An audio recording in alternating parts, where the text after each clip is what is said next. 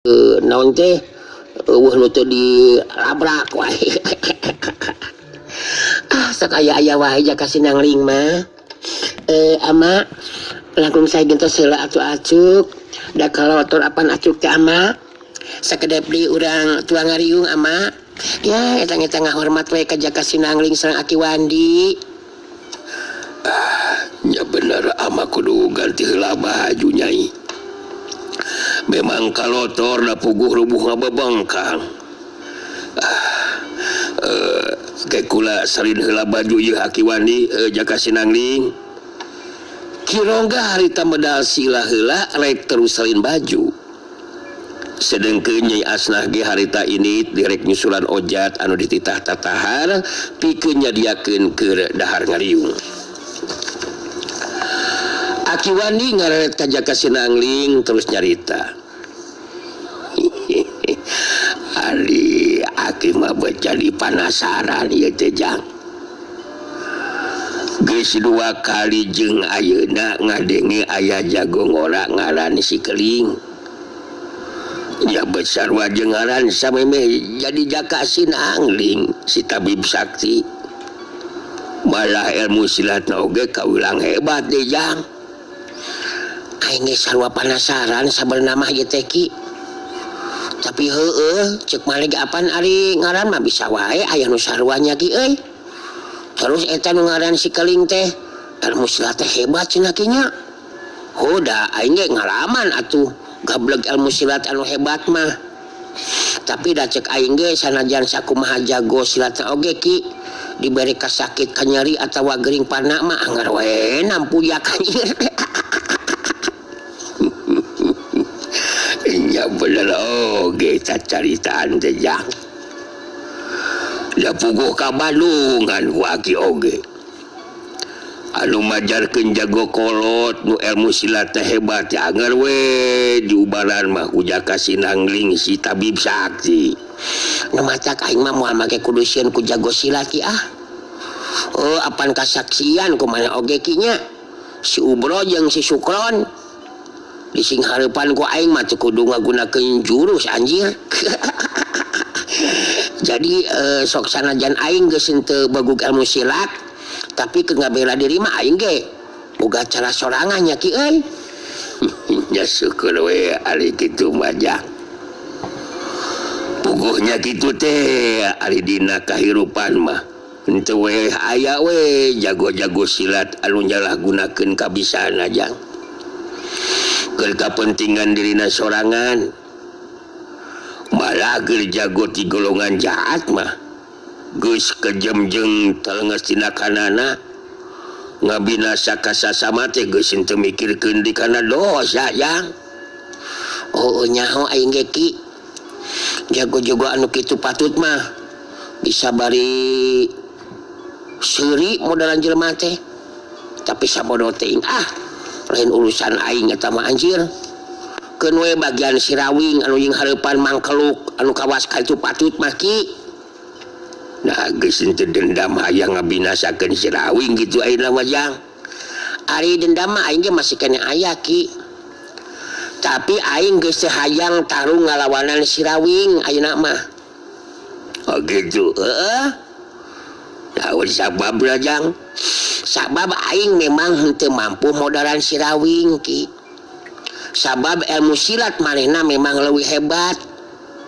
Malah ku aing jadi kapikir ayeuna mah Ki mun dina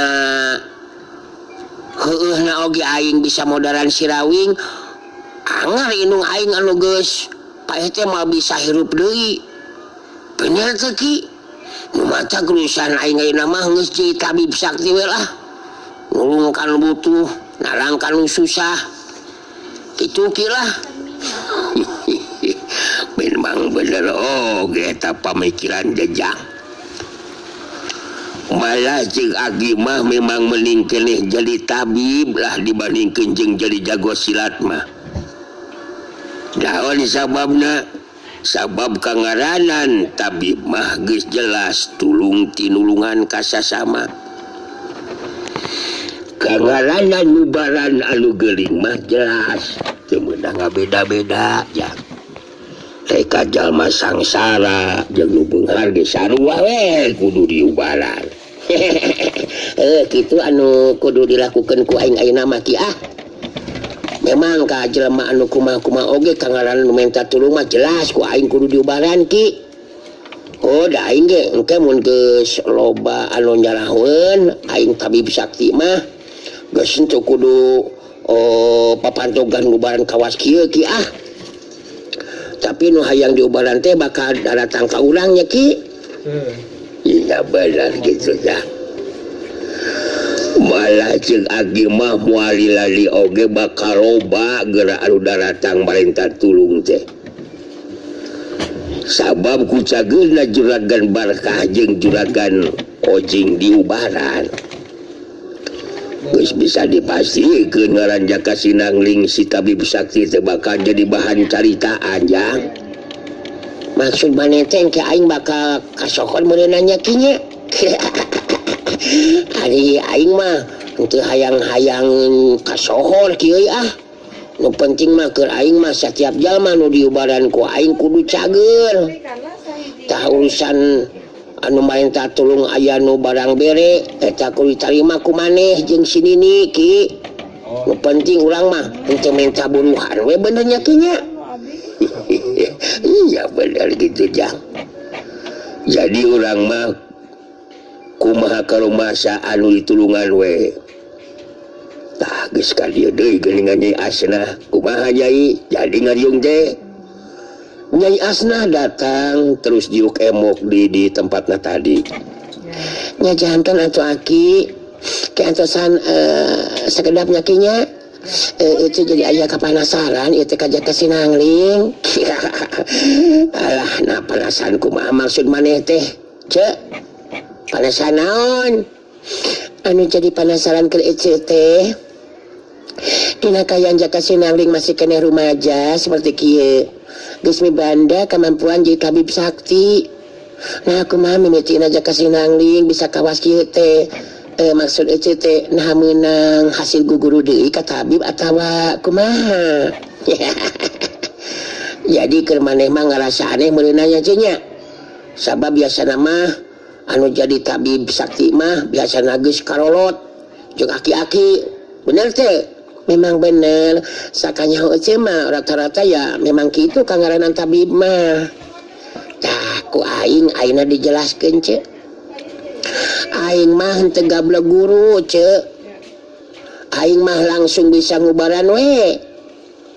Kunaon aing bisa kawas kitu? Lebah dinya nama eta ku aing henteu bisa dicaritakeun kanu sejen ce. Rahasia aing eta mah saperti anu keur dirahasiakeun ku maneh ce. Da aing ge nyaho maneh teh sebenarnya mah boga hubungan jeung lalaki anu dipikasuka ku maneh. Ngaran eta laki teh Parta sarua salamur. Kumaneh dirahasiakeun teu nyahoeun ki rongga bapa maneh oge bener teu? Nyai Asna ngahulang bari kerung.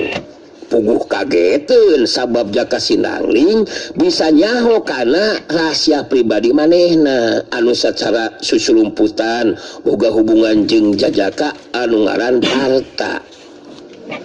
Menang sajongjongan mah Nyai Asna ngahulang can bisa ngomong. Alah kumaha lah bener gitu eta nu dicaritakeun ku Jaka Sinangling teh Nyai. Leles ki. Tapi nah Jaka Sinangling geus bisa nyaho geuningan kana kayaan anu dirahasiakeun ku ece.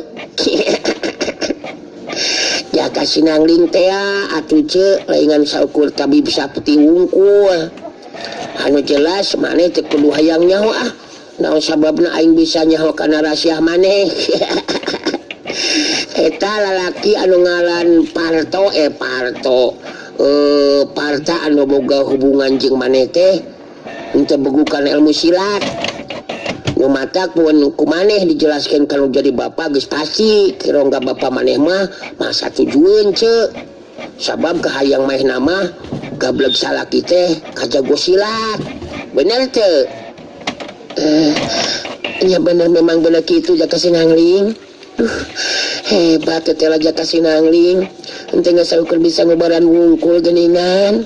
Jadi bagi tambah kaget keur ece mah. Beungeus ah. Montong terus jadi pikiran ngeunaan diri aing mah ceu asna. Untuk kudu ngerasa kaget jeung aneh ah. Wah pusing-pusing pikiran aing anjir. Anu penting mah Kirongga, anu jadi bapak geus cager di baran ku aing. Moal kaotakan lah mikiran aing mah, bener Ki? Ya bener gitu nyai. Ente kudu mikiran incu aki jaka sinangling nyai ah. Kunaon bisa nyahokan alasiah nyai jeung jadi tabib sakti. Nyada entong boroning alus seje nyai. Sok seraja lagi sorangan lagi memang jauh mimitina jaka sinangling. Boga kemampuan anu cik syariat mah masih keneh rumaja. Keur kitu datang Kirongga anu geus salin baju. Terus datang 3 urang muridna Kirongga anu mairan mawa sangu jeung lauk paukna keur ngariung dalaharna Kirongga. Nyai Asna jaka sinangling jeung Aki Wandi atuh ayeuna mah ulang tinggalkeun heula kayan jaka sinangling. Caturkeun harita di tempat sejen si Jari Sakti jeung si Banteng Wulung. Harita kadatanganana dibagiakeun ku Nyi Masara Anting anu tetela masih kene apareun kene.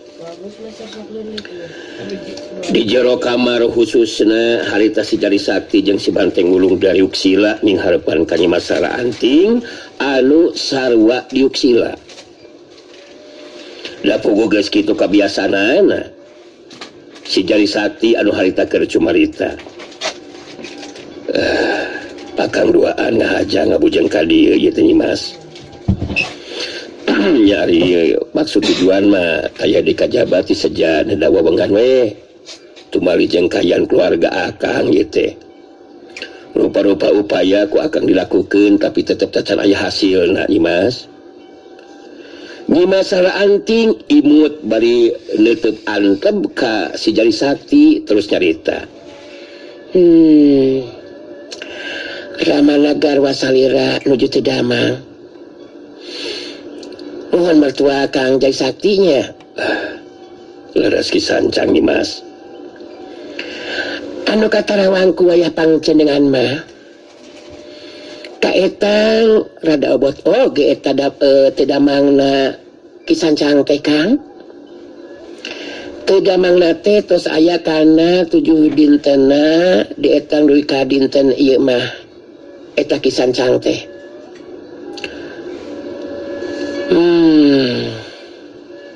Tos sudah kana tuang leueut geuningan. Wah, nyaan hebat Ranglas Gantring.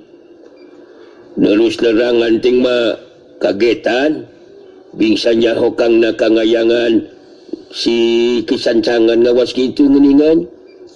Napina ngari tarawangan jongdong anting anu Masti mah napikeun ka ngayeuna oge ngacan kene dipastikeun geuningan. Ya bener teh Kang Jangri. Keheula atuh teh ulah waka dicampur adukeun heula jeung kaayaan anteng. Anu mah disaurkeun ku Saira Nyimas henteu lepak Nyimas. Tah akang ayeuna sejak neda wewengan teh ka tabib sakti.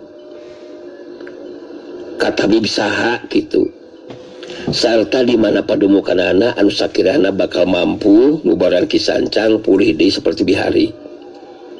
Mugi be Nyimas tiasa masihan wabangan ka akang Nyimas. Anu katarawanku wayah pangcenengan mah Kang Jai Sakti tos henteu kedah milarian tabib sangarupi Kang. Margi engke bakal anu sumping ka bumi. Ngalandongan kisancang eta anu bakal ngalandongan kisancang teh memang tabib sakti Kang. Kayak Nyimas akang masih kena can ngarti ieu teh. Jadi akang teu kudu neangan tabib keur kisancang sabab engke oge bakal ayun datang pikeun ngubaran kisancang. Nah saha kitu eta tabib saperti teh Nyimas. ngenya sanghang eta tambib ngalu datangan terus ngubaran kisancang tinggi mas kidingan bisa datangan ngurangan gitu pangdahal kang jaring oge ngeusang berbaraha ngurang pentaan ubaran tapi na ngeueuh nganu mampuan bener teu kang jangri bener gitu teh jika saha eta tabib anu bakal ngubaran kisancang teh Nyimas Nyimas Sara Anting meremkeun panona si Jari Sakti jeung si Banteng Bulung geus arapaleun harita jerempeta anu cumarita Nyimas Sara Anting beunta neuteup ka si Jari Sakti terus nyarita bari semu anu kerung ngeunaan saha eta tabib batku aneh keur wayah panjenengan oge Kang margi eta tabib anu bakal ngandungan kisancang teh tetelah henteu tiasa ditembus ku ilmu panarawangan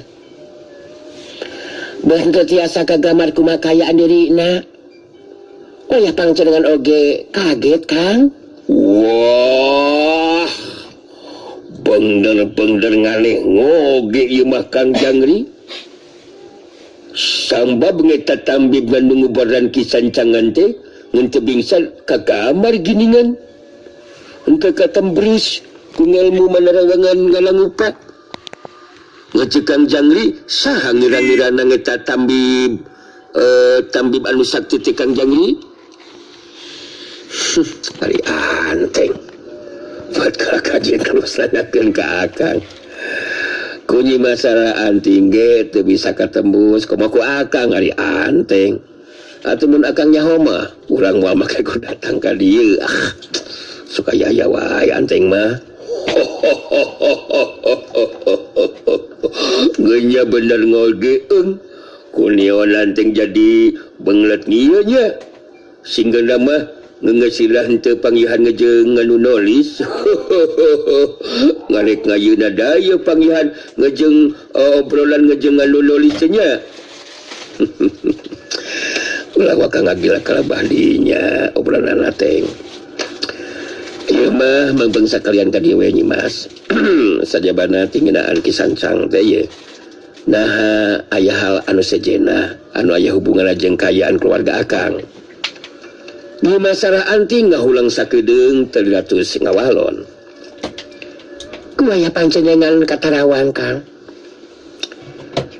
Kang Jai Sakti kedah tenang sabar sarta tetep tabah dina mayunan cocobi anu baris tumiba kalapanku kulawarga salira Kang pang nama anu bakal tumiba ka garwa Kang Jai Sakti tumali sareng eta saira kedah waspada Kang waspada dina ngalakukeun tindakanana oge ulah kaburu ku nafsu Kang si Jari Sakti kerung bari ngahulang kaget oge ngadengit caritaan ti Nyimas Sara Anting anu seperti kitu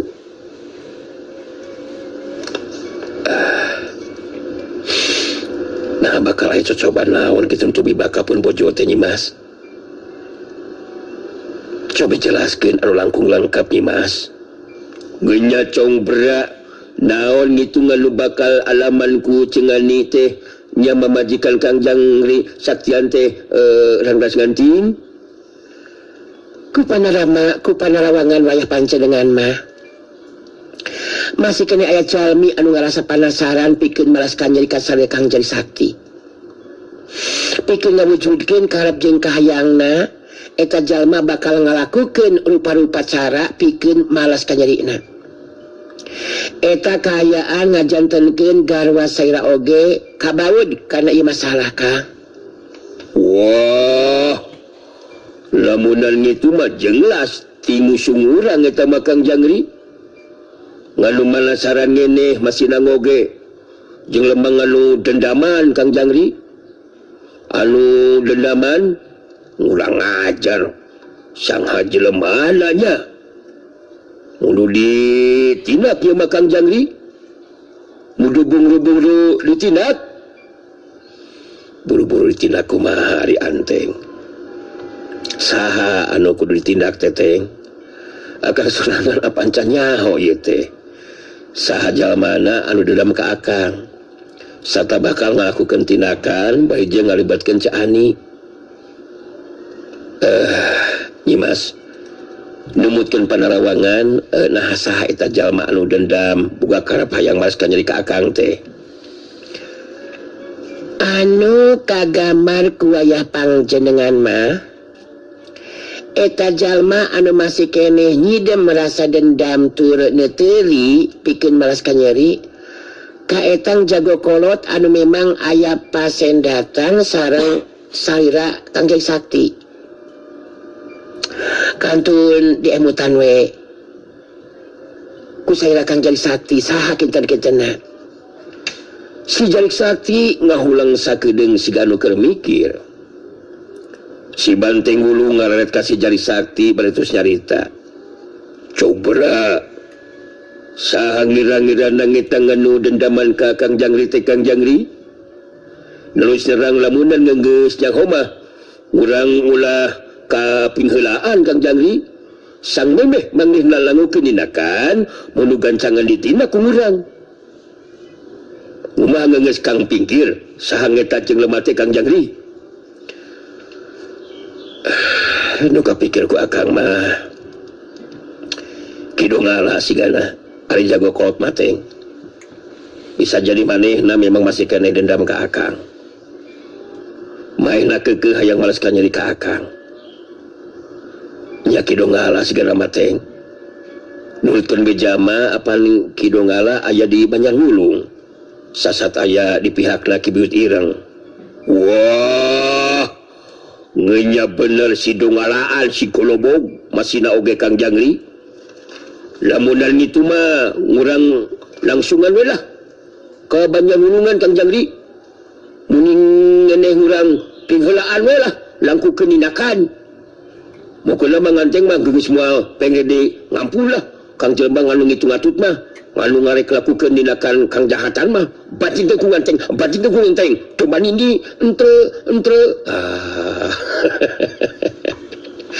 cikene basa kene nyi masalah anting geus ngabejaan ka urang teh dina ngalakukeun tindakan teh urang ulah gulung gusuh jeung teureun sagarupa atuh da nganteng mah geuleuh urang ulah gulung gusuh jeung kaburku nafsu teh. Tindakan anu salah mun teu pupugu urang langsung datang ke Banjar Wulung terus ngalakukeun tindakan ka kidu ngalah sok aneh-aneh wae anteng mah kayak sakalian ka dieu ieu mah Nyimas. Akang jadi penasaran ku kaayaan dulur akang nya Kang Rawing kitu Nyimas anu keur maluruh anu jadi anak. Maksud akang teh kumaha nasibna Kang Rawing ayeuna Nyimas? Tah ngenya bener ngurang menujang ho kumaha ngeta nafsina Kang Ngawing-ngawing gitu. Manuju pisan nganteng mah Kang Jangri. Sang bab Kang Jangri tanyakeun masalah nangsribna Kang Ngawing-ngawing gitu. Nyimas rara anting harita meureumkeun di panonna. Ngagunakeun ilmu panarawanganana si Jai Sakti jeung si Banteng Wulung jarempe deui taya anu cumarita saterusna nyi masalah anting bentah ngabagikeun paneuteup ka si Jai Sakti jeung si Banteng Wulung. Nyi masalah anting narik napas panjang terus nyarita.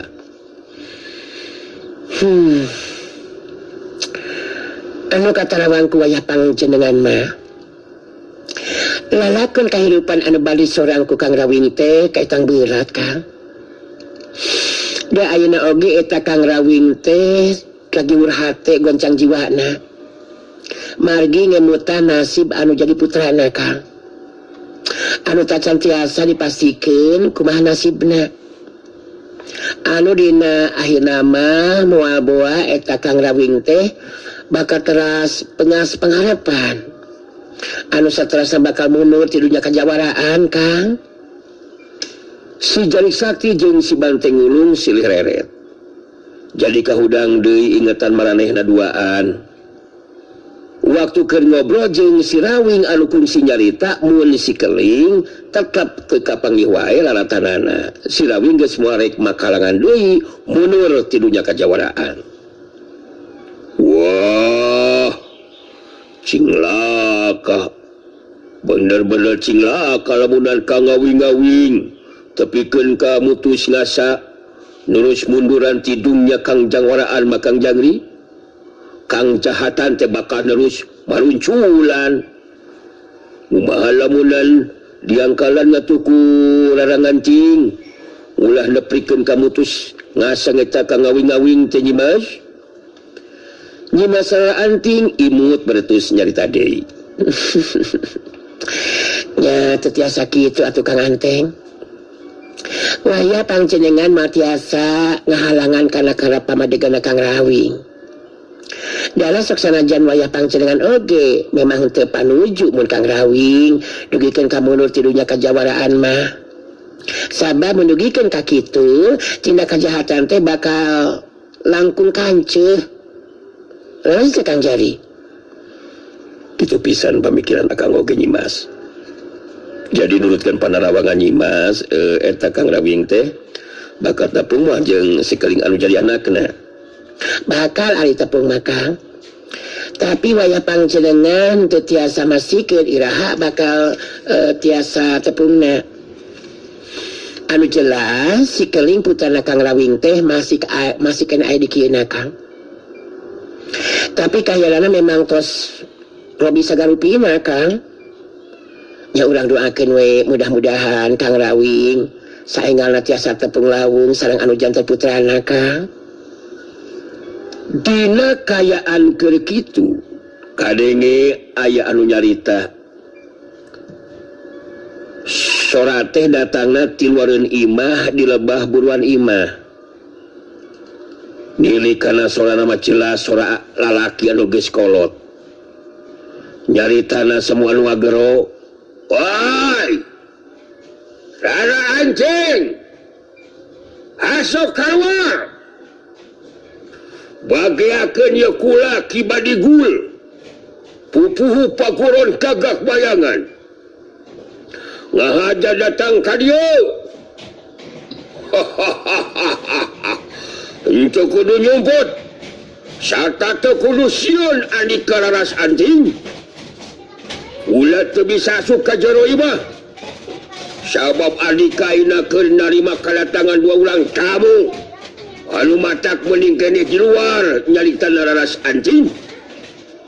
Asok keluar bagiakeun yeuh dari kula.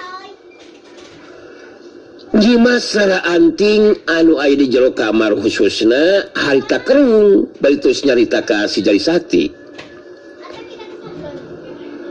Kibadigul pupuh paguron gagak bayangan. Nah aya naon nya? Wayah panjenengan mah bet asa nami ayeuna nguping sorana oge Kang Jari. Kaetang anyar pinanggi keur wayah panjenengan mah eta jami teh Kang. Ya urang tepungan we keluar. Ari sakuluna mah Kang ngaranan rek na tamu mah ulah gura-gero seperti kitu sagarupa. Akang jadi penasaran ieu teh. Hayu urang tepungan we Nyimas ah. Akang rek ka Bandungan we. Nyimas senang mun aya nanaon mah nya. Akang ge moal ngantep Nyimas. Wah, ngenya bener ngenta kudu sieunan rarangan cingan. Ngeta jeung lemah teh bener-bener henteu sopana si golobog. Make ngejeng gorokan ngalangupa. Terus ditahan keluar ngimah ngalangupa. Wape bumi teh golobog eta jelema teh. Ngasok urang panggihan we ngeta jelema teh ranrangan ting. Mun mangga urang tepangan we Kang. Nyimas sara anting lempang ti heula dituturikeun ku si Jari Sakti jeung si Banteng Ulung. Tiluanana harita pada maluru kaluar ti jero imah. Barang geus kaluar ti jero imah harita di lebah buruan ngacanteng dua urang jalma. Nu saurang mah jelas jago kolot anu pangawakanan dedeg keker. Make baju warna jawara. Dina cangkeng belah kencana nyoreng bedog. sedang kenusa urang deui mah nora keneh malah si banteng ulung anu kungsi ngabandungan tarungna si Rawing lawan si Keling di puncak pasir Palagan masih kena inget ka eta jalma anu tayalian ti Aceng Jeprut anu kakara